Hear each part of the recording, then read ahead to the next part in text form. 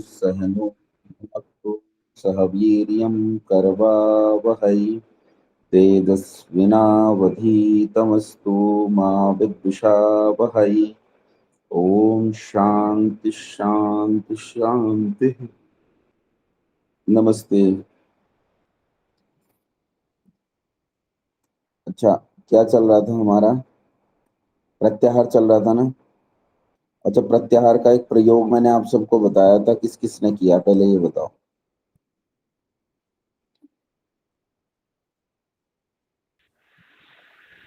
किया तो है मैंने। नमस्ते बेटा। नमस्ते। मैंने किया था करीब, पर मुझे ये लगता है कि उसके करने में ध्यान उसी में रहता है, उन चीजों को कलेक्ट करने में, कि मतलब अब इससे करना है, अब इससे करना है। अगर उसके बिना ही ध्यान हट जाता है, वैसे भी मैं जब बैठती हूँ, पता नहीं, मुझे ऐसा नहीं लगता कि मेरा ध्यान कहीं और जाता है, कि आवाज में जाता है या कहीं जाता है। तो जब मैं तो ना करूँ तो ज्यादा अच्छा रहेगा, मुझे ऐसा लगता है। ना करो। क्योंकि उसके बिना भी अब, पहले मुझे थोड़ी नींद आती थी, अब नहीं आती है।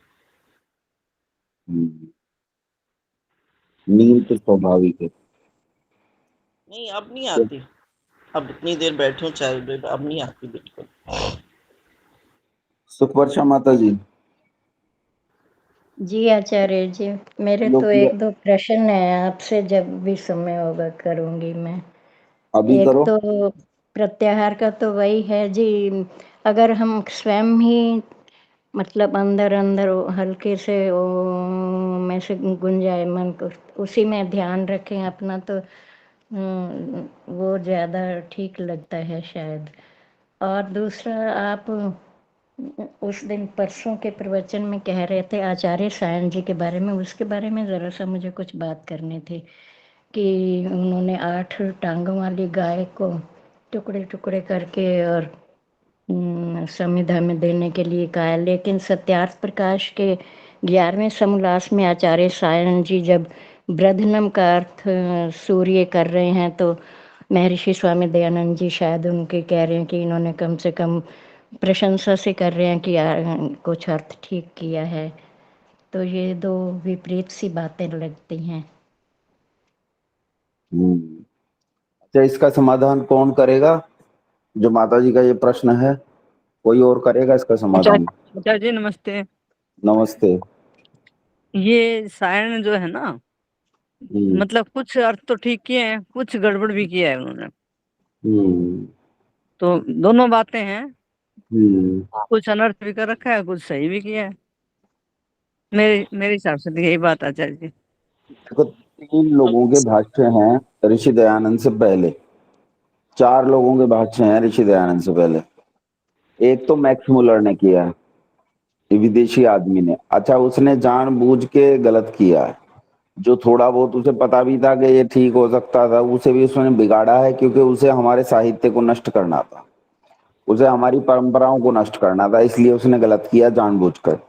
उसके तो पत्र भी उपलब्ध हैं, जिन पत्रों में वो कहता है कि मैं ऐसा प्रबंध कर जाऊंगा कि प्रलय काल तक भी अपने सिद्धांतों तक नहीं पहुंच पाएंगे। दूसरे 3 आदमी और हैं जिन्होंने वेद पर कलम चलाई है, वेद पर भाष्य करने का प्रयास किया है। एक तो है रावण। ये रावण वो नहीं है, वो राम जी वाला रावण नहीं है, ये अभी लगभग 3,500-4,000 साल पहले पैदा हुआ है। दूसरा है महीधर और तीसरा है सायण। इनमें सबसे गंदा भाष्य किया है महीधर ने।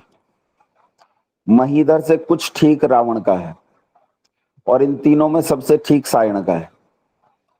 सायण व्याकरण के बहुत बढ़िया विद्वान थे, लेकिन सायण ने जितना भी अर्थ किया है वेद का, वो सब प्रकृति परक अर्थ किया है, सब प्रकृति परक कर रखा है उसने। जबकि वेद का जो विषय है, प्रतिपाद्य विषय जो है वेद का, वो ईश्वर है। उसने वेद का प्रतिपाद्य विषय ईश्वर ना करके वेद का प्रतिपाद्य विषय प्रकृति कर दिया। इसीलिए सायण के भाष्य में बहुत बड़ी बड़ी गलतियां देखने को मिलती हैं। जहां माता जी कह रही हैं कि वहां ऋषि दयानंद ने प्रशंसा की है, वहां ऋषि दयानंद ने प्रशंसा नहीं की है। ऋषि दयानंद ने कहा है 2 आदमी कीचड़ में सने हुए खड़े हैं, लेकिन एक तो कीचड़ में आपाद मस्तक सना हुआ है, दूसरे को कह रहे हैं कि इसका कुर्ता और पाजामा उतना सना हुआ तो नहीं है जितना उसमें, तो उससे तो ये ठीक है, इसमें कुछ कमी कम है।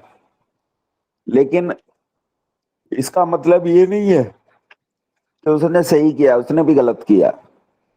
ब्रध्न का अर्थ सूर्य होता है, लेकिन वहां ब्रध्न का अर्थ सूर्य न होकर ईश्वर है, और ऋषि दयानंद ने स्पष्ट लिखा है कि ब्रध्न का अर्थ ईश्वर है, लेकिन मूर्खों ने दोनों ने गलत किया है। और उन्होंने कहा है कि घोड़े से तो सूर्य अच्छा है, घोड़े से जो अर्थ सूर्य किया है वो ज्यादा अच्छा है। कारण क्या है कि सूर्य से कम उन्होंने प्रसंग तो मिला दिया, जो प्रसंग चल रहा था उस प्रसंग की संगति तो बना दी सूर्य के साथ। घोड़े से तो प्रसंग की संगति भी नहीं बनती है, इसीलिए हैं तो दोनों गलत, लेकिन घोड़े से तो सूर्य अच्छा है क्योंकि प्रसंग की संगति बन रही है दोनों गलत, 100% गलत है। तो सायण ने भी जो भाष्य किया है वो निरुक्त के जो ऋषि यास्क का निरुक्त है, निरुक्त के अनुसार नहीं किया। जो सायण ने अर्थ किया है वो भी मनमाना अर्थ है और बिल्कुल गलत है। लेकिन सायण ने कुछ स्थानों पर अर्थ को प्रकृति परक करते हुए भी ठीक किया है। वहां ऋषि दयानंद ने उसका अर्थ जब कहा कि प्रकृति परक ये अर्थ ठीक है, तो वहां सायण, अब ऋषि दयानंद ऐसा व्यक्ति है, वो किसी के विरोध, हम लोग तो ऐसा होता है कि कोई व्यक्ति थोड़ी गलती कर दे तो हमें गुस्सा आ जाता है, हम कहते हैं ये तो बहुत दुष्ट है और ये तो बहुत खराब आदमी है, मैं इसे इसकी शक्ल नहीं देखूंगा। लेकिन स्वामी दयानंद सरस्वती थोड़ा अलग किस्म के आदमी है, वो कहते हैं जिसने जो ठीक किया है वो ठीक किया है, वहां उसकी प्रशंसा करें, और जहां गलत किया है वहां उसकी कहा जाए कि इसने गलत किया। तो इसीलिए उन्होंने सायण को तुलनात्मक दृष्टिकोण से कुछ अच्छा कहा है, लेकिन सायण अच्छा नहीं है। ठीक है माता जी? जी आचार्य जी, ये तो है, तुलनात्मक तो है, वहां पे घोड़े और सूर्य दोनों को दिया है उन्होंने। हाँ, और गलत भी कहा है, सूर्य को भी गलत कह रखा है, पढ़ लेना दोबारा। ईश्वर कहा है उन्होंने ब्रध्न का अर्थ। हमारे यहाँ तो हाँ एक जी, स्वामी ये जी हैं, क्लियर उनका है कि कुछ हद तक ठीक है, मतलब सूर्य कुछ हद देखो, तक उन्होंने।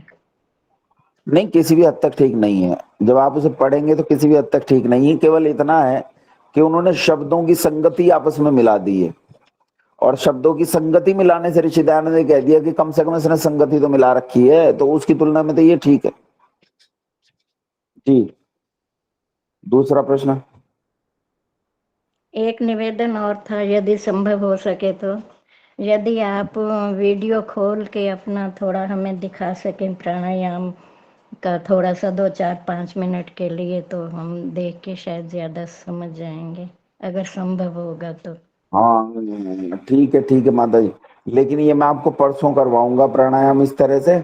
आज तो मैं बाहर हूँ, मतलब रोहतक में हूँ मैं, तो रोहतक से ही कक्षा ले रहा हूँ। रात में तो जहाँ मैंने कक्षा ली वहां पर वो भी नहीं था, नेटवर्क भी नहीं था, तो मैं बाहर हूँ, तो मैं 2 दिन बाद करवाऊंगा आपको, अभी तो नहीं। जी, ठीक है, धन्यवाद। हाँ, मतलब कल चला जाऊंगा यहाँ से, कल शाम को चला जाऊंगा, तो जब पहुंचूंगा रेंज में तो वहां करवाऊंगा। अच्छा, चलो आगे बढ़ते हैं। हाँ, और किसने किया है, दो जिन्होंने प्रश्न किया है प्रयोग? दो प्रश्न मेरे भी हैं। जी बताओ। एक तो वाचिक अहिंसा कौन सी होगी? वाचिक हिंसा, मुंह से बोलकर शब्दों से दूसरे को दुख पहुंचाना, जैसे हम कड़वा बोल देते हैं, टोंट कर देते हैं, व्यंग कर देते हैं, कड़वी बात कह देते हैं, ये वाचिक हिंसा है। अच्छा, और वानप्रस्थ में ब्रह्मचर्य मतलब किस तरह का किया जाएगा? वानप्रस्थ में कैसे होगा? वानप्रस्थ में ब्रह्मचर्य क्या है? वानप्रस्थ में ब्रह्मचर्य तो वही है कि वानप्रस्थ में जैसे ब्रह्मचारी करता है वैसे ही करना चाहिए, लेकिन वानप्रस्थ में क्या होता है कि इंद्रियां जो हैं वो अभी बलशाली रहती हैं, सन्यास की तुलना में इंद्रियां बलशाली रहती हैं, पति पत्नी एकत्र रहते हैं, एक साथ रहते हैं, तो वहां ब्रह्मचर्य के दोष हो सकते हैं। तो उतना क्षम्य है कि कभी कभी उसे ब्रह्मचर्य में टूट आ जाए, भंग आ जाए, उतना क्षम्य है। लेकिन यह है कि प्रयास करना चाहिए कि ब्रह्मचारी जैसा ही आपका ब्रह्मचर्य हो वानप्रस्थ में। गृहस्थ तो नहीं कर सकता है, लेकिन ब्रह्मचारी को, वो वानप्रस्थी को ऐसा ही ब्रह्मचर्य करना चाहिए। पत्नी को पति का और पति को पत्नी का संग नहीं करना चाहिए वानप्रस्थ में। लेकिन रहते इकट्ठे हैं तो वो कहते हैं ना, वो फूस और घृत और अग्नि इकट्ठे होने पर उन्हें ऐसा कहे करें कि न जले फूस, और घी घी में भीगा हुआ फूस न जले। तो ये आग थोड़ा और सा, फूस, आचार्य जी, आग और फूस। हाँ, आग और फूस न जले तो ये थोड़ा संभावना कम रहती है। तो इसलिए वानप्रस्थी को पत्नी को साथ इसलिए रखना पड़ेगा कि शास्त्र का आदेश भी है। दूसरे, पत्नी अगर साथ रहना चाहे तो ज्यादा अच्छा है। अगर मान लो नहीं रहना चाहती, कोई कोई ऐसी होती है माता जी, बोले भाई मैं तो अपने बच्चों के पास रहूंगी, तो भाड़ में जा, तो फिर तो बहुत अच्छा है, इसमें आसानी रहेगी। हाँ, अब गड़बड़ हो सकती है जबकि उनमें नियंत्रण कम हो और फिर वो अलग रहते हैं, तो फिर कुछ और भी गड़बड़ हो सकती है। तो इसलिए ब्रह्मचर्य तो सबका एक जैसा ही है, ब्रह्मचर्य में कहीं कोई कमी थोड़े है। ब्रह्मचर्य का मतलब तो धातुओं की रक्षा है। अब धातुओं की रक्षा कौन कितनी कर पाता है, ये निर्भर करता है। और एक ये है ना, 22 गुणों में ईश्वर के सर्वेश्वर, तो इसका तात्पर्य मतलब सारे ऐश्वर्यों से युक्त है। वही है। तो ऐश्वर्य मीन्स तो हम मतलब संसार के जैसे सुख, या कुछ और उससे अलग? ऐश्वर्य का मतलब क्या है? सामर्थ। सामर्थ्य। ठीक। अच्छा, किसने किया था प्रयोग? जो मैं पूछ रहा था, प्रयोग किसने किया था? आचार्य जी नमस्ते। आचार्य जी, नमस्ते मैंने बहन। किया। आचार्य जी ध्यान लगाते हैं तो लग भी जाता है, कभी कभार नहीं भी लगता। मनोस्थिति जैसे कई बार अच्छी नहीं होती, कई बार अच्छी होती है, तो लग भी जाता है। जैसे अच्छा रोशनी बहना, ध्वनि। अच्छा हाँ जी। रोशनी, अच्छा बहना, ऐसा है कि आपने जब मतलब ध्यान करना तो बहुत बाद की बात है, ध्यान में तो अभी आप गए ही नहीं कभी भी, हाँ एक जी। बार हाँ भी जी। आप ध्यान में कोई भी नहीं गया, धारणा तक हम जा रहे हैं अभी। हाँ ठीक जी। है, मतलब विषय धारणा दूसरे की, नहीं आए। जैसे ईश्वर के हाँ, बारे में सोचो तो ईश्वर का ही आता रहता है। धारणा की गहरी अवस्थाओं में चले जाएं तो भी आनंद आ जाएगा, तो हाँ जी। आपको ईश्वर के आनंद की अनुभूति होने लगेगी अगर हम धारणा की गहरी अवस्थाओं में चले जाओ। लेकिन मैंने तो धारणा कहा ही नहीं अभी आपको, मैंने तो प्रत्याहार में कहा था। मैंने अभी कहा था आपको मन पकड़ने का अभ्यास करना है। जैसे माँ ने कहा कि मैं तो, मुझे तो उसमें वो ऊंचाई नहीं, भाई मैं पूछ रहा था प्रत्याहार के बारे में, आप कह रहे हो मुझे तो जाप करना अच्छा लगा, मन को वहां जब उसमें एक ही बारे में विचार करना है वो अच्छा लगा। सुखवर्षा हाँ माता जी। जी ने भी मुझे यही कहा कि हाँ मैं जी। जब ओम का जाप कर रही थी तो उसमें अच्छा लगा। लेकिन मैं अभी एक कदम पहले था, जो मैंने आपको अभ्यास दिया था हाँ वो जी, वो। प्रत्याहार का अभ्यास दिया था, ना कि हाँ मैंने जी। धारणा का अभ्यास दिया था। अभी धारणा के अभ्यास दूंगा बाद में, लेकिन पहले प्रत्याहार का अभ्यास दिया था। हाँ जी। प्रत्याहार के अभ्यास में हमें करना क्या है, मुख्य रूप से हमें मन पकड़ना है। देखो, अगर आपका मन पकड़ में आ गया, जैसे आप कह रहे हैं ना जी हमें तो उसमें आनंद आ रहा है, अगर उसमें आनंद आया होता ना तो इसका मतलब है मन पकड़ में आ गया, और मन पकड़ में आ गया होता तो अब तक तो आपका ध्यान लग जाता या आप समाधि में पहुंच जाते। वो मन पकड़ में नहीं आ रहा है, इसलिए मन को पकड़ने के लिए मैंने कहा था कि आपको प्रत्याहार को साधने का अभ्यास करना है, आपको प्रत्याहार को साधना है। प्रत्याहार आपने साध लिया, प्रत्याहार की साधना आपकी हो गई, तो आपका मन नियंत्रण में आ जाएगा। मन नियंत्रण में आएगा तो धारणा ध्यान समाधि तक पहुंचते देर नहीं लगेगी। अच्छा, जानते हो समाधि कितनी देर में लगती है? 1 सेकंड में लगती है, 1 सेकंड में। जैसे ही आपका मन पकड़ में आ जाएगा, अगली सेकंड समाधि लग जाएगी, अगली सेकंड। जो कहानी है जो महात्मा मुंशीराम ने लिखी है, स्वामी श्रद्धानंद सरस्वती ने, कि सुबह ऋषि दयानंद के पीछे मैंने चलना शुरू किया, लेकिन वो चल रहे थे, तेज झपट के चलते थे ऋषि दयानंद। तो कहते हैं मैं दौड़ रहा था उतनी तेज की, तो लंबे बहुत थे तो डग बहुत लंबे पड़ते थे, और झपट के चल रहे थे तो स्वामी श्रद्धानंद सरस्वती, हालांकि वो भी लंबे चौड़े आदमी थे, लेकिन दयानंद कुछ ज्यादा ही अलग प्रकार के थे, तो उनके पीछे वो दौड़ रहे थे। तो कहते हैं कुछ दूर तक मैंने पीछा किया, फिर मैं हाँफ गया। उसके बाद जहां तक मैं पहुंचा था वहां खूंटा ठोक दिया और अगले दिन वहां छिप के बैठ गया। फिर वहां से उनका पीछा किया तो देखा वो एक नदी के किनारे चले गए, और वहां लिखते हैं महात्मा मुंशीराम के वो बैठे और बैठते ही समाधिस्थ हो गए। तो बैठते ही समाधिस्थ हो गए। जिनका ध्यान, जिनका मन उनकी मुट्ठी में आ जाता है, पकड़ में आ जाता है, तो ये याद रखो कि उन्हें उसके लिए प्रयास नहीं करना पड़ता। फिर वो इधर बैठेंगे उधर समाधि में चले जाएंगे। पर यम नियम तिरोहित, प्रत्याहार तिरोहित, प्राणायाम कुछ कर लेते हैं, नहीं तो तिरोहित, वो सीधे समाधि में पहुंचने की योग्यता रखते हैं। तो 1 सेकंड में लगती है समाधि, उससे ज्यादा नहीं लगता, क्योंकि मन आपका पकड़ में, आपने संयुक्त किया आत्मा के साथ, आत्मा परमात्मा के साथ संयुक्त हुआ और समाधि लग गई। इसीलिए इस मन को पकड़ने का अभ्यास करो। प्रत्याहार जो मैंने दिया था वो इसलिए दिया था ताकि उस अभ्यास को आप करो और उस गंध के पीछे या उस ध्वनि के पीछे अपने मन को ऐसा टिका दो कि मन जो है आपकी पकड़ में आ जाए, मन आपसे छूटे नहीं। ये करने के लिए मैंने कहा था। चलो और देख आचार्य जी, लेते जिसका हैं। अच्छा लगा उनसे पूछो जरा, फिर हमें उनसे सीखेंगे, फिर पता लगे। मुझे तो लगता ही नहीं किसी ने किया होगा, क्योंकि सब धारणा की बात कर रहे हैं, किसी ने पद्मा प्रत्याहार की बात पद्मा नहीं। बहन जी, पद्मा बहन जी कह रही हैं। नहीं, किया था, मैंने भी एक दिन किया था, वो साउंड भी सुनी थी। और पर वही ना कि कितनी देर करना है, मतलब ये नहीं जैसे आपने कहा था कि बस थोड़ी देर ही करना है, जितनी देर प्रत्याहार, तो वो समझ में नहीं आई थी मेरी बात। मैंने करी पत्ते से किया था, वैसे करी पत्ता लेके उसकी स्मेल की थी। चलो आप बताओ माँ, आपने भी किया था क्या? मैंने कोई कड़ी पत्ता नहीं लिया, मैंने तो सिर्फ साउंड्स को सुना और मेरा ध्यान सिर्फ और सिर्फ साउंड्स पे ही गया। साउंड पे किया था काम को? कान पे, हाँ। कितनी देर तक किया? 5-7 मिनट तो मैंने किया है। अच्छा, जब आपने किया तो उस समय क्या मन भटक भी रहा था, साउंड से इधर उधर जा रहा था पतिदेव में, कि वो पता नहीं चाय बना रहे होंगे, कोई कर रहे होंगे, या इधर उधर कभी मन भटका हो? मेरे को सिर्फ और सिर्फ जो आवाजें आ रही थी, पंखे की आवाज, कभी तेज कभी धीरे, और कभी ऐसे झिंगूर की सी आवाज, बस वही मुझे सुनाई दी। बाकी मेरा ध्यान कहीं इधर उधर नहीं गया। बस ये करना था। देखो, ये अभ्यास मैंने करने के लिए कहा था जो मान किया है। अच्छा इस जी, मैंने अभ्यास मैंने कल किया था।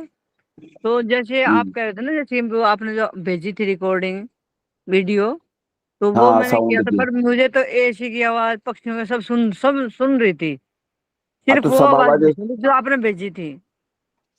नहीं, देखो ऐसा तो नहीं हो सकता कि वो नहीं सुनी थी। जब बज रही थी तो सुनी तो वो भी होगी। आप ये कहो कि नहीं, मेरा वो तो उससे सुनी ज्यादा सुनी मन थी, नहीं। पर और इसके अलावा और भी सुन रही थी, जैसे एसी की भी सुन रही थी, हाँ तो पक्षियों की भी सुननी सुन रही थी। थी। हाँ सब सुननी थी। उसमें करना यही है, प्रत्याहार में करना यह है कि आपको जो कुछ सुनता है उस सब को सुनने का प्रयास करना है। कोई भी आवाज कान से छूटे नहीं, लेकिन कान से उन आवाजों को, एक एक आवाज का विश्लेषण करना है आपको, और सारी आवाजों को अलग अलग मन की अलग अलग शेल्फ में रखना है, और अलग अलग शेल्फ में रख के उन्हें सुनते जाना है। सारी का पृथक्करण हो जाना चाहिए, सम्मिलित सुनी हुई ना रहे, अलग अलग सुनाई दें, वो हमें सारी चीजें समझ में आए। और जब आप किसी इनमें से विश्लेषित करते करते किसी एक ध्वनि को आप पकड़ लेते हो और उस ध्वनि पर अपने मन को और ज्यादा केंद्रित कर देते हो, तो मानो आपका प्रत्याहार गाढ़ी अवस्था में जा रहा है, आपका मन आपकी पकड़ में आ रहा है। तो किसी एक आवाज पर केंद्रित करने के लिए मैंने बहुत साउंड्स भेजी थी, आपको किसी एक आवाज पर मन को केंद्रित करना था। चलो कोई बात नहीं, कल करेंगे। और किसने किया? बस। मैंने आचार्य जी। नमस्ते आचार्य जी। नमस्ते नमस्ते जी। हाँ, मैंने किया था। हाँ अब जब कान पर प्रत्याहार किया तो पंखे की आवाज सुनाई दे रही थी, घड़ी की आवाज सुनाई दे रही थी, बगल वाले रूम में टीवी चल रहा था, उसकी आवाज सुनाई दे रही थी, वही बाहर है। वाहनों की आवाज सुनाई दे रही थी, और कभी-कभी बीच में वो जो पक्षी होते हैं घर के आसपास, उनकी भी आवाज सुनाई दे रही थी। लेकिन अ, मन सभी जगह पर जाता था। एक आवाज पर टिक नहीं रहा था। फिर जीभ के अग्रभाग में किया तो जैसे मुंह में ज्यादा सलाइवा आ रहा है ऐसा फील हुआ कुछ मुझे। वो आता ही है उस समय, जब आप जीभ पे मन को टिकाते हैं तो उस समय सलाइवा ज्यादा आता है।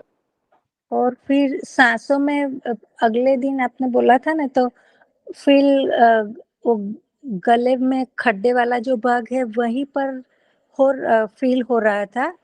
लेकिन अभी जैसे जैसे 1-2 दिन और ज्यादा किया तो उससे थोड़ा नीचे ठंडक महसूस होता है। लेकिन मुझे ऐसा होता है कि यहाँ तक क्या ठंडी हवा जा सकती है, ऐसा एक प्रश्न है मुझे। नहीं देखो, ठंडी हवा तो ये है कि अभी आप प्राण को केवल ठंडक के आधार पर महसूस कर रहे हो। जी। अभी आपको जो हवा है ना, वो हवा हाँ। पकड़ में नहीं आई है। जब वो प्राण पकड़ में आ जाएगा आपको, तो पकड़ में आने पर केवल प्राण फील होगा कि यहाँ तक जा रहा है। हमें कई बार चीजें फील होती हैं कि भाई यहाँ तक है। जैसे मान लो पैर सो जाता है, तो हाँ। पैर सो जाता है तो सोने के बाद जब उसे हम उठकर चलने की कोशिश करते हैं तो चींटियां सी रेंगती हैं। तो वो हाँ। चींटियां सी कहाँ कहाँ तक रेंगती हैं, उसे स्पष्ट बता सकते हैं कि यहाँ तक चींटियां रेंग रही हैं, या यहाँ तक ऐसा महसूस हो, यहाँ तक झंकार महसूस हो रही है पूरे पैर में, यहाँ तक महसूस हो रहा है। जैसे इसे आप पकड़ सकते हो कि कहाँ कहाँ तक वो झंकार महसूस हो रही है पैर में, इसी तरह आप प्राण को पकड़ पाओगे कि प्राण कहाँ है। देखो, प्राण मेरा श्वास नली से गया, नासिका के अग्रभाग में जाके खत्म हो गया, या फिर प्राण मेरा आगे गया तो नासिका के अग्रभाग से आगे गया, घाटी में गया, घाटी से फिर उसने जो पाइप हैं उन पाइपों को पकड़ा, पाइपों के रास्ते वो फेफड़ों में चला गया, एल्वियोलाई के भीतर मैं प्राण को महसूस कर पा रहा हूँ। यहाँ से रक्त ने उठा लिया है, मैं रक्त के भीतर प्राण को महसूस कर पा रहा हूँ। तो ये बढ़ती जाएगी स्थिति। लेकिन ये तो विषय अलग हो गया। मैंने तो विषय दिया था प्रत्याहार का, कि प्रत्याहार में आपको ये करना है, या तो नासिका पर मन को टिकाना है या तो कान पर मन को टिकाना है, दोनों में से एक। खैर, कान का आपने किया है, अभी इसे और अच्छे से करने की जरूरत है, अभी इस पर और अभ्यास करने की जरूरत है। कान वाले प्रत्याहार पर अभी और अभ्यास करने की जरूरत है। जी। ठीक है। जी। हाँ, किसने धन्यवाद। और किया? आचार्य जी नमस्ते, मैंने भी किया। कविता ने किया था, बताओ। जी आचार्य जी किया था, और मैं ये सोच रही थी कि बस मुझे ये ही आवाज सुने, पंखे की आवाज ना सुने, तो पंखे की आवाज भी सुन रही थी, और मैं उसे पहले कान के पास रख रही थी, फिर थोड़ा दूर, फिर थोड़ा दूर। तो जैसी आवाज कान के पास सुन रही थी, फिर धीरे धीरे वैसी तेज आवाज नीचे रखने पे भी फोन की आवाज सुन रही थी मुझे। अच्छा, मैं ये लेकिन कह जब रहा हूँ कभी, हमें हमें ना सविता बहना, हमें किसी आवाज का निषेध नहीं करना है कि ये मुझे सुननी नहीं है, ऐसा नहीं करना है। निषेध किसी का भी नहीं करना, आने दो, जो आ रहा है उसे आने दो। लेकिन करना आचार्य ये जी है कि वो ज्यादा ध्यान में उसी पे लगाना चाह रही थी कि लेकिन पंखे की आवाज बहुत तेज थी, तो वो बहुत आ रही थी आवाज। तो मैं ये सोच ठीक है, रही कि बस इस आवाज के सिवाय मुझे कुछ ना सुने, मैं ये सोच रही थी। नहीं, ये नहीं सोचना है।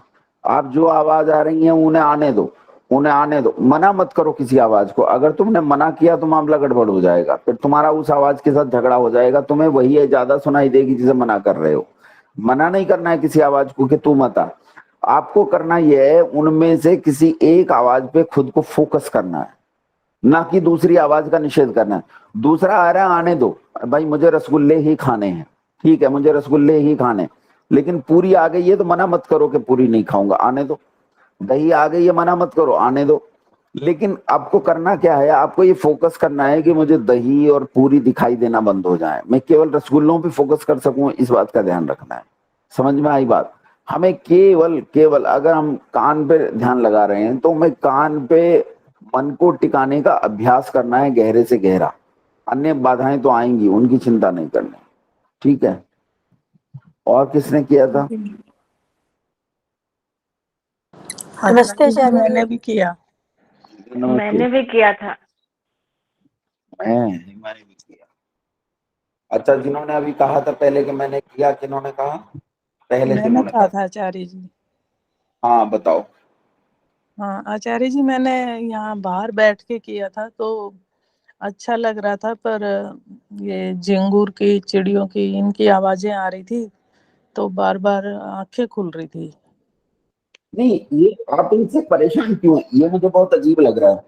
आपको झींगुर चिड़ियों की आवाज आ रही है, पंखे की आवाज आ रही है, ये अच्छी बात है, इसमें कुछ भी बुरा नहीं है, ये बहुत अच्छा है। पंखे की तो नहीं, मैं बाहर बैठी थी खुले में, आप तो बस आवाज पे फोकस कर पा रहे थे तो ये अच्छी बात है, इसमें कोई बुरी बात नहीं है। बस आपको इससे अगले चरण में जाना है। ये पहला चरण है, अगले चरण में आपको जाना है और अगले चरण में आपको ये करना है कि अब इनमें से किसी एक आवाज को पकड़ के उस पर मन को टिकाना है, बस इतना ही करना है। ये कोई बुरी बात नहीं है कि आपको चिड़ियों की आवाज या अन्य कई आवाजें आपको सुनाई दे रही हैं, बढ़िया है। लेकिन हाँ जी, आप अगर कई हाँ, आवाजों पे भी आवाज टिके हुए टिकाने हैं, की, उन पे ध्यान टिकाने की कोशिश की थी कि बस एक ही आवाज सुनाई दे, लेकिन बार बार कभी नीचे कुछ जा रहा है उसकी आवाज आ रही थी, तो ध्यान भटक रहा था उससे। नहीं नहीं, वो आवाज से ध्यान नहीं भटक रहा था। आवाज पे अगर आपका मन था तो भटकने, अगर आवाज के अतिरिक्त आप किसी और इंद्री पे गए तब आपको भटका हुआ माना जाएगा। अगर आप कान पे ही रहे तो आप कान पे आपने एक एक आवाज को सुना, ये भटका हुआ नहीं है, आप केंद्रित हैं। आप गलत सोच रहे हैं, कोशिश तो आप यही की बिल्कुल थी गलत। आप कि कान पे टिके रहे, नासिका पे तो नहीं गए ना, जिह्वा पे तो नहीं गए ना, आंख पे नहीं, तो नहीं गए ना, नहीं, तो बस नहीं एक भटके। ही सुनने पे ही। आचार्य बस तो जी, फिर जब कहाँ अभ्यास भटके? करेंगे तो फिर बस यही आवाज रह जाएगी। इतने पकड़ में आ जाएगा कि किसी एक आवाज पे मन को टिका लोगे, किसी एक आवाज पे मन को ऐसा केंद्रित कर लोगे, एकदम पक्का पकड़ में आ जाएगा। ठीक है। फिर मैंने तो कैसेट, वो आपने भेजा था ऑडियो, वो भी चला, वीडियो भेजा था, उसको भी चला के उसी पे ध्यान रखा, फिर देखो, वो अच्छा लगा वो। वो भी कोई महत्वपूर्ण बात नहीं है कि आप उस पे मन को टिकाओ, ये जरूरी नहीं है। जरूरी ये है कि आपने मन को कान पे रखा। आप बिना उस आवाज के भी रख सकते हो, वो मैंने कोई वो प्रतिबंध नहीं लगाया था, वो तो मैंने नहीं, भेज नहीं, दिया था कि वो चलो इस पे अच्छा लगा लगा, लो। बल्कि सबसे अच्छा वही लगा था, उसी पे तो ध्यान, वो उसी अच्छी में लग 10 रही तरह थी, की आवाज थी। देखो कानों को उसमें दूर, सुनने में वो अच्छी लग रही थी। एक मिनट म्यूट करो आप अपना माइक। बात ये है, मेरी बात ध्यान से सुनो, मैं आपसे ये कह रहा हूं कि उसी में 10 तरह की आवाज थी। मतलब एक तो मैंने ओम की ध्वनि भेजी थी और दूसरी जो मैंने भेजी थी, जो प्राकृतिक नेचुरल जो वॉइसेस आ रही थी, जो साउंड्स आ रही थी, उन साउंड्स में पानी के गिरने की आवाज थी, चिड़ियों की चहचहाहट थी, हवा के पेड़ों से गुजरने की आवाज थी। उसमें 10 तरह की आवाजें तो उसी में थी। अब इससे क्यों परेशान हो रहे हो कि मुझे 10 तरह की आवाजें सुन रहे? भाई सुनेगा कान है। ये बिल्कुल ही अलग दिशा में चले गए आप। अगर आपका अलग इंद्रियों पे मन जा रहा था, किसी दूसरी इंद्री पे मन गया, तब तो आप भटके। अगर आपका कान पे ही मन रहा और आपको 10 तरह की आवाजें सुन रही थी, तो बहुत बढ़िया स्थिति है, अच्छी स्थिति है, इसे खराब क्यों मान रहे हैं आप? इसका मतलब आप समझे नहीं मैं क्या कह रहा था। मैं आपसे कह ही रहा था, आपको अपनी किसी एक इंद्री पर मन को टिकाए रखना है। आप पता नहीं क्या समझ बैठे, आप कह रहे हैं मुझे पंखे की भी आवाज सुन रही थी, मोटरसाइकिल की भी आवाज, तो अच्छी बात है कि सुन रही थी, इसमें गलत कुछ भी नहीं है। हाँ, अगर आप वहां रहते हुए आपका जिह्वा पे मन गया, वहां रहते हुए आपका मन जो है आंख पे चला गया, नासिका पे चला गया, त्वचा पे चला गया, तब को मन को भटका हुआ माना जाएगा। ठीक है। इसका प्राथमिक चरण ऐसा यही है तो कि कुछ एक भी इंद्री नहीं पे हुआ अपने आचार्य मन। जी, बस ऐसा कुछ भी नहीं हुआ कैसा नहीं हुआ कुछ भी? कि मतलब कहीं और ध्यान गया हो आवाज के सिवा। तो बढ़िया बात है, यही तो करवा रहा था मैं, यही करवा रहा था, और क्या करवा रहा था। कमलेश बहन जी,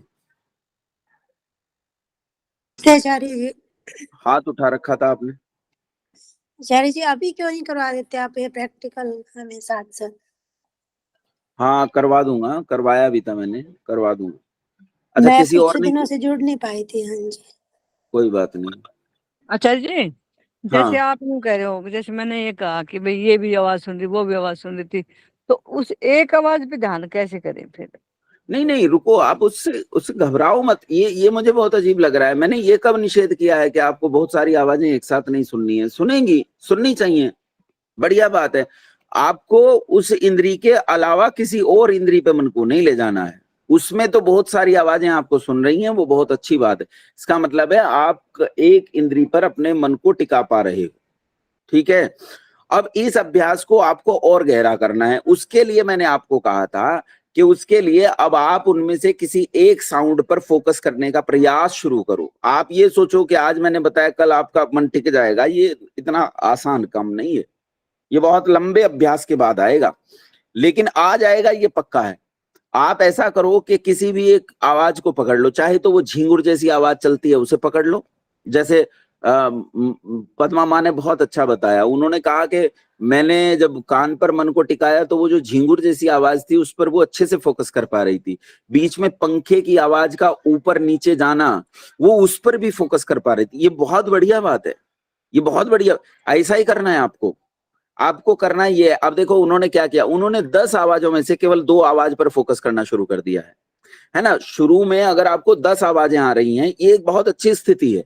अब आपको इससे आगे बढ़ना है, आप फिर 5 आवाजों पर फोकस कर जाएंगे, फिर आप 2 आवाजों पर फोकस कर जाएंगे। अरे ये तो आप सब करते हैं, अभी भी तो करते हैं, नहीं करते क्या? जब शाम को गूगल मीट चलती है, आप में से कई लोग उस गूगल मीट में जुड़ते हैं, बहुत सारे लोग उसमें कई बार अपना माइक खोल लेते हैं और वो भी बोलते रहते हैं, लेकिन आप किसकी आवाज पे फोकस रहते हो? अब तो मेरी आवाज पे फोकस रहते हो। वो बीच में ये बोलते रहते हैं, उससे डिस्टरबेंस जरूर होता है, लेकिन डिस्टरबेंस का मतलब ये नहीं कि आप उन आवाजों को सुनने में खो जाते हो। आप मेरी ही आवाज को सुनते हो, आप उसी पे फोकस करते हो, यही प्रत्याहार है। ये आप करते हो वहां, और ये हर बार आप करते हो, और यही करना है आपको। ठीक है? हाँ जी आचार्य जी, ठीक है। हाँ, ये करते हो आप, ऐसा नहीं है कि नहीं कर पाते। आप अपने जीवन में भी चीजों पर हाँ फोकस जी, करते हो करते हैं भाई। आचार्य जी, हम आपको काम करते हैं, हम कामों में खो जाते हैं बिल्कुल, मतलब और कहीं ध्यान ही नहीं जाता। कई बार क्या होता है, हमारे सामने भोजन आता है। अब भोजन आया तो उसमें कहीं आपके सामने 7-8 सब्जियां आ गई, आप उस पर गए, शादी ब्याह में गए, तो उसमें ज्यादातर भटके मन तो ये होते हैं कि वो सारी चीजें खाते हैं, लेकिन कुछ लोग ऐसे फोकस्ड होते हैं, मुझे यही खाना है बस। तो उनकी उनकी उन्होंने जीभ पे नियंत्रण कर लिया ना, वो एक ही चीज खा रहे हैं, ये भी नियंत्रण का एक स्तर है। अब वो बिल्कुल, अब वो उस स्वाद की तरफ जाए कि नमक भी खत्म कर दिया, मिर्च खत्म कर दी, मसाले खत्म कर दिए, सब्जी रह गई है, सब्जी का जो वास्तविक स्वाद है आपने उस पर फोकस कर लिया, ये भी प्रत्याहार है, ये भी प्रत्याहार है। आपको करना यही है कि आपको अपने मन को पकड़ने का अभ्यास करना है, किसी एक चीज पर मन को टिका देना है। अच्छा एक चीज और सुनो, आप इसे कैसे करते हो मैं बताता हूं। अब गाते तो बहुत लोग हैं, कितने लोग आए और गा के चले गए, लेकिन जब रुचिका गाती है ना तो आपकी बाँछें खिल जाती हैं। इसका मतलब है कि उसका जो गाने का तरीका है वो हमें रुचता है, और जब हमें वो रुचता है तो हम अन्य आवाजों में से किसी एक आवाज को पकड़ रहे हैं ना, ये वाली आवाज मुझे रुच रही है, यही प्रत्याहार है। बस इस प्रत्याहार को जब आप उपासना में बैठते हैं तब फोकस्ड होके करना है। तो 10 आवाजें सुन रही हैं, ये बहुत अच्छी स्थिति है, ये एक प्रकार की स्थिति है। अब इससे आगे बढ़ना है, इन 10 में से किन्हीं 5 को चुनना है, फिर उन 5 में से किन्हीं 2 को चुनना है, फिर उन 2 में से किसी एक को चुनना है, और फिर फोकस हो जाना है। फिर तो स्थिति ऐसी आएगी कि आपको लगेगा प्रत्याहार में खामखा कर रहा हूं, मुझे सीधे धारणा में जाना चाहिए। फिर आप धारणा में जाओगे और ओम पर मन को टिकाओगे। ठीक है? विपश्यना में वो लोग इतना ही करते हैं, बौद्ध लोग जो विपश्यना करते हैं, विपश्यना में वो केवल प्रत्याहार तक आते हैं। प्रत्याहार के बाद उनकी जो धारणा है, वो धारणा में कहते हैं शून्य में मन को टिकाना। शून्य मतलब अभाव, शून्य मतलब जो चीज है नहीं, तो जो चीज है ही नहीं उस पर लटकेगा कैसे भाई गधे? भाई एक आदमी पेड़ की डाल पे लटका हुआ है, एक डंडा पकड़ के लटका हुआ है, एक आदमी कह रहा है मैं ऐसी जगह लटका हुआ हूं जो है ही नहीं, तो तू तो गिरेगा, तुझे चोट लगेगी, क्योंकि वो है ही नहीं। तो वो यहां जाके भटक जाते हैं। आपको करना यह है, प्रत्याहार के तुरंत बाद आपको धारणा करनी है, लेकिन उससे पहले प्रत्याहार को थोड़ा सा मजबूत करेंगे। हेमा तूने भी तो किया था। जी आचार्य जी, मैंने भी किया था, पर मेरा ध्यान भटका। मेरा तो बस उस बाढ़ के पानी जो बचपन में देखे थे उस पे ध्यान चला गया, वो स्मृतियों में मैं हो गई थी। मुझे तो बहुत अच्छा लगता है मुझे ना, पानी और झरने की आवाज, चिड़ियों की। अब देखो इसे कहते हैं पता नहीं भटकाव, हुआ कि नहीं जी। ये वाला भटकाव है। जैसे वो सुन रही थी आवाज को, लेकिन आवाज सुनने से स्मृतियों में चली गई। जो स्मृतियां थी, पूर्व स्मृतियां थी कि झरना देख रही हूँ, पानी देख रही हूँ, वो मेरे गांव का जो वो नदी थी वो बहुत अच्छी थी। जब उस गांव की नदी के पास से जाते थे तो उसमें डंडियां मारते हुए जाते थे। कई बार उसमें मेंढक दिखता था, मैंने मेंढक पकड़ लिया था, एक बार मैंने मछली पकड़ ली थी, और मैं ऐसे जा रहा था। फिर एक दिन मन में आया तो मैं अचानक उस नदी में कूद गया था। अब ये कहानियां चल पड़ी मन में, और मन उससे हट गया है जो मैं काम कर रहा था। मैं काम कर रहा था उस आवाज को सुनने का, और उससे मन को हटाकर मैंने स्मृतियों में भेज दिया और वहां स्मृतियों को करने लगा। कई बार क्या होता है कि जैसे वो आप बैठे हैं, जैसे ये जो प्रयोग है ये प्रयोग कुछ दिन पहले मेरी बहन ने मुझे कहा कि मुझे कुछ करना है थोड़ा सा, तो वो करने लगी, कह रही थी मैं बड़ी दुखी सी हूँ, किसी बात से परेशान होगी, तो कह रही थी मैं करूँ, तो मैंने कहा करना चाहिए, उससे तुझे लाभ होगा। तो वो करने लगी। अब उसके बच्चे छोटे हैं, मतलब तो अब जैसे जितना बड़ा बच्चा इसकी उम्र कितनी है अन्नू की, तेरे अन्नू की, हेमा? 12 साल। 12वें में चल रहा है वो, 12वें साल में चल रहा अब है। इतना बड़ा बच्चा, जैसे आप ध्यान करने बैठे हैं, मान लो वो माँ के पास आके बैठ गया और माँ ध्यान कर रही है, उसने माँ को देखा कि माँ ध्यान कर रही, माँ को छेड़ना नहीं है, लेकिन वो चुपके से माँ से लग गया, तो खटाक से आपका मन जो है कान से हटकर त्वचा पर चला जाएगा। और वो जो उसका स्पर्श है ना, वो अद्भुत स्पर्श, वो दुनिया का सर्वोत्तम स्पर्श होता है। जब बच्चा माँ को छूता है, उसकी त्वचा माँ को छूती है, तो वो दुनिया का सर्वोत्तम स्पर्श है। वो संसार की किसी भी तंद्रा से आपको तोड़ सकता है, वो संसार के किसी भी भाव से आपको खींच सकता है। तो बस वो हटाव है। वो जब आप हट जाते हैं ना, किसी स्मृति विशेष में चले जाते हैं, कहानियां आपका मन बुनने लगता है, और आपने जो सुनने का प्रोसेस शुरू किया था वो बंद कर दिया। लेकिन अगर आप सुन रहे हैं, आपको 10 नहीं 20 नहीं 100 आवाजें सुन रही हैं, लेकिन आपने सुनने में मन को डुबो रखा है, तो बहुत बढ़िया स्थिति है। यही प्रत्याहार है या आनंद है। ये आप बिल्कुल सही रास्ते पर हैं, बहुत बढ़िया रास्ते पर आप बढ़ रहे हैं। तो आप में आचार्य से जी, हाँ हाँ जी, आचार्य जी, जैसे आपने कहा कि जैसे माँ का बेटे का बच्चे का स्पर्श, तो फिर वो तो दूसरी इंद्रिय का काम हो गया, वो भी काम ही है एक बढ़िया। नहीं पर दो आपने फोकस किस पर किया था? कान पर। अभी आप हाँ एक पर जी, फोकस कर रहे हैं, या तो उसी पे फोकस करो, उसे बिठा लो, गाल पे हाँ गाल जी, रखो और अब इसी हाँ जी, स्पर्श में लगे रहो। लेकिन समस्या तो ये है ना, वो जो सामने वाला सामान है ना, वो इतना हाँ जी, चंचल है कि वो आराम से तो बैठेगा नहीं, हाँ तो वो जी, आपको फोकस करने नहीं देगा। वो कभी आलिंगन करेगा, कभी चूमेगा, कभी सिर पे चढ़ेगा, कभी पांव पे चढ़ेगा, और जैसे इसका हेमा का है, वो तो परमाणु बम है, तो कूदेगा उसके सिर पे। तो वो अलग प्रकार की स्थिति हो जाएगी। वो तो चंचल है बहुत ज्यादा, है ना, तो वो हाँ आपको जी, फोकस कहाँ होने देगा। हाँ, किया जा तो सकता है उस पे, हाँ जी, उस हाँ जी, स्पर्श पे भी किया जा सकता है ना। हाँ जी, चलो ठीक है, आज के लिए भी काम यही रहेगा मुस्तकिल। जो मैंने काम आपको दिया है, इस काम को आप करेंगे। अभी आपको यही करना है, किसी एक इंद्रिय को पकड़ के उस इंद्रिय पे मन को फोकस करना है, ठीक है। और सुखवर्षा माता जी ने जैसे कहा कि मेरा मन जो है धारणा में बहुत अच्छा टिकता है, ओम में बहुत अच्छा टिकता है। माता जी, धारणा के लिए तो ये अभ्यास कर रहे हैं हम। अगर आपका मन बिना इसे किए ही, सुखवर्षा माता जी है ही नहीं, वो तो छोड़ गई शायद, नहीं है ना? आज थर्सडे है ना, इन लोगों की दूसरी नहीं है कक्षा होती आचार्य है जी, वो। ऋग्वेदादि भाषा भूमिका की क्लास चल रही है ना आचार्य जी। हाँ, वो इसमें चली गई होंगे। अच्छा अच्छा अच्छा। हाँ जी, तो मन को जो है ना, वो धारणा में, ठीक है कि आप धारणा में टिकाते हो, लेकिन आपको धारणा के लिए ही तो ये सारा प्रयास हम कर रहे हैं। हम धारणा के लिए ही ये सारा प्रयास कर रहे हैं। आपको करना ये है कि इस प्रत्याहार से धारणा में पहुंचने का काम करना है, ठीक है। पद्मा आचार्य माता जी जी, चली जी। यम नियम के बाद जैसे प्राणायाम, फिर ये प्रत्याहार करना है। प्राणायाम और हाँ, यम नियम के बाद, यम नियम पे विचार करके फिर प्रत्याहार करना चाहिए। जी, ठीक है, कल के लिए फिर से यही अभ्यास। आइए मंत्र पाठ करते हैं। ओम सहना भवतु सहनौ भुनक्तु सह वीर्यं करवावहै तेजस्विनावधीतमस्तु मा विद्विषावहै। ओम शांति शांति शांति। नमस्ते आप सबको। नमस्ते आचार्य।